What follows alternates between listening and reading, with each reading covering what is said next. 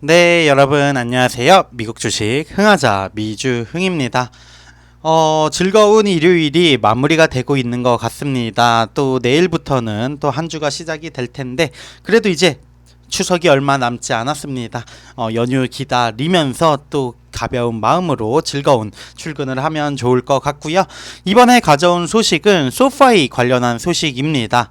소파이가 도둑질을 하고 있다, 지분을 훔치고 있다라고 CEO인 앤서니 노토가 말을 했는데, 뭐 범죄가 되는 크리미널한 범죄가 아니라 실제 대형 은행들의 목 지분이라고 해야 되나요? 그들의 예금을 훔쳐오고 있다라고 표현을 했는데, 어떠한 내용일지 소파이의 실적과 함께 밸류에이션 등을 살펴보면서 알아보도록 하겠습니다. 소파이는 대형 은행에서 이익을 얻고 있습니다. 그렇다면 주식은 지금 매수할 만할까요? 라고 제목을 달아봤고요. 최근 인터뷰에서 소파이의 CEO 앤서니 노토가 회사가 국내 대형 은행들로부터 지분을 훔치고 있다고 말을 했습니다. 뱅크 오브 아메리카라던가 웰스파고, 캐피탈원 파이낸셜은 모두 2분기 동안 예금 기반이 축소되었다고 보고를 했는데요. 소파이는 2분기 총 예금이 급증했다고 보고를 했습니다. 하지만 여전히 적자 상태이긴 하죠. 그러면 조금 더 자세한 내용 들어가 보도록 하겠습니다. 소파이의 CEO인 앤서니 노토가 CNBC와의 인터뷰를 통해 가지고 자신의 회사가 정말로 대형은행의 지분을 훔치고 있다고 말하자 기자들도 이에 동조했다라고 하는데요. 노토가 실제로 의미하는 바는 도둑질은 아니고요. 상대적으로 적은 노력으로 빠르게 이익을 얻는 것이라고 합니다. 소파이가 2022년 초 국립은행으로 이제 뱅크 차터 승인을 받은 이후 매 분기마다 20억 달러 이상의 예금을 추가를 한 실적은 아마 여러분들도 확인을 하실 수 있을 것 같습니다.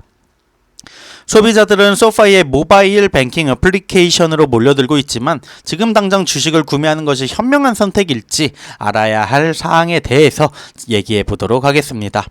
앤서니 노토가 앞서 말씀드렸듯이 도둑질이라는 단어를 사용을 했습니다. 소파이와 더 큰 경쟁업체 간의 차이점을 설명할 때 강한 언어를 사용한 것은 옳은 표현이라고 보여지기도 하는데요. 소파이는 2분기 동안 총 예금이 27억 달러 증가하면서 6월 말 127억 달러에 이르렀다고 보고를 했습니다.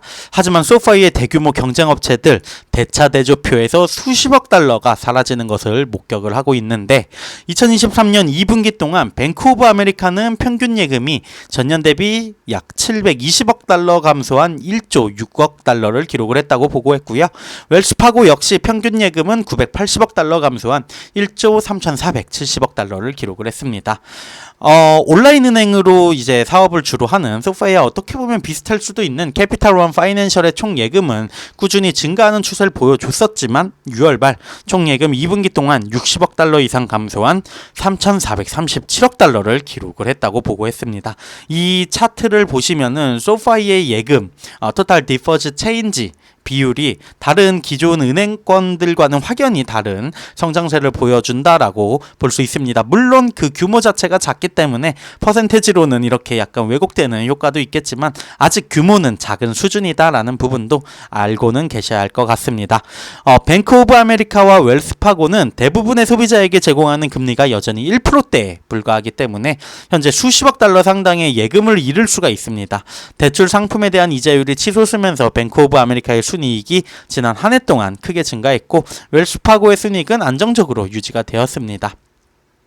소파이의 신규 당좌예금 그리고 저축예금 계좌 소유자 중 절반 이상이 30일 이내에 직접 입금을 신청을 했는데, 현재 저축예금에 대해 4.5%의 높은 이자율을 제공하고 있기 때문에 상당히 가입자가 확연히 늘어날 수밖에 없는 구조라고 볼 수 있고요.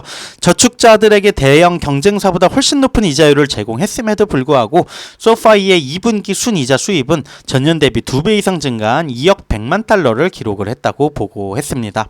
소파이가 상대적으로 고금리 개인 대출이 많이 발생하기 때문에 2분기 급증한 이자 소득과 건전한 5.74%의 순이자 마진을 보고할 수 있었고, 많은 은행과 신용조합, 개별 신용 위험을 평가하기 위해 업스타트를 고용한 이용하는 반면 소파이는 자체 알고리즘이 있고 작동해 나가는 것으로 보여집니다. 연간 상각률, 어떻게 보면 이게 리스크 차원에서는 가장 중요할 수 있는데 2분기에 관리 가능한 2.94%로 연속 감소하는 모습을 보여주기도 했고요. 소파이 여전히 순손실을 보고하고 있는 회사입니다. 하지만 그 손실의 폭이 빠르게 줄어들고 있는데요. 2분기에는 일반적으로 인정되는 회계원칙에 따라 전년 동기 대비 50% 감소한 4,750만 달러의 순손실을 보고를 했습니다. 경영진은 순이익의 지속적인 상승 궤적에 대해 확신을 가지면서 4분기에는 갭 기준 수익성이 나지 않을까라고 얘기를 하고 있고요.